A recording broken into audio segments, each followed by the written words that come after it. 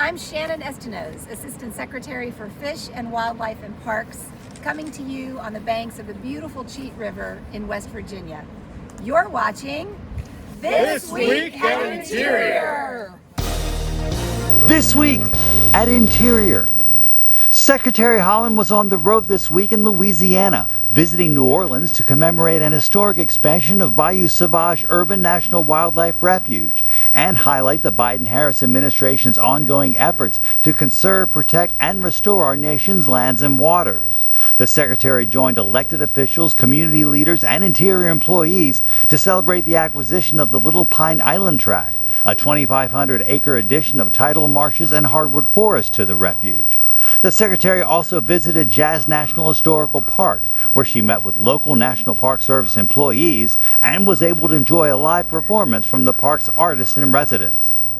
Secretary Haaland then traveled to Colorado, where she met with federal fire response leadership to discuss wildfire preparedness and response that will be bolstered by historic investments through the bipartisan infrastructure law.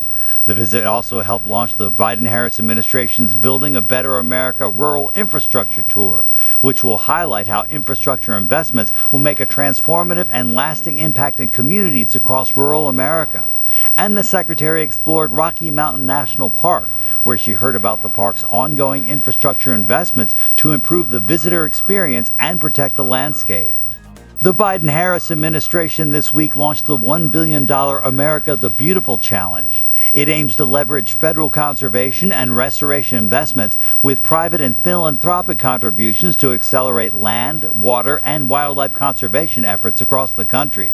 Interior joins the Departments of Agriculture and Defense to support the challenge with a $375 million investment in ecosystem restoration funds to protect and restore core habitats.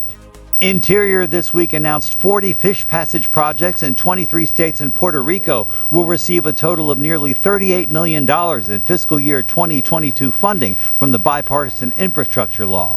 Assistant Secretary for Fish and Wildlife and Parks Shannon Estenos and U.S. Fish and Wildlife Service Director Martha Williams visited the Albright Power Station Dam in West Virginia, one of the recipients of the new funding. The National Fish Passage Program supports aquatic ecosystem restoration projects and restores free-flowing waters, allowing for enhanced fish migration and protecting communities from flooding. Interior this week announced it will invest $46 million in tribal communities to address the unique impacts of climate change. The funding comes from the bipartisan infrastructure law and fiscal year 2022 appropriations. It's available for projects and initiatives that address and strengthen tribal climate resilience and adaptation, ocean and coastal management, community-driven relocation, and protect-in-place activities, and internships and youth engagement. The National Park Service this week awarded $1 million in underrepresented community grants to 22 projects in 16 states, the District of Columbia, and Guam. These funds will support the identification, planning, and development of nominations to the National Register of Historic Places to increase representation of Black, Indigenous, and communities of color.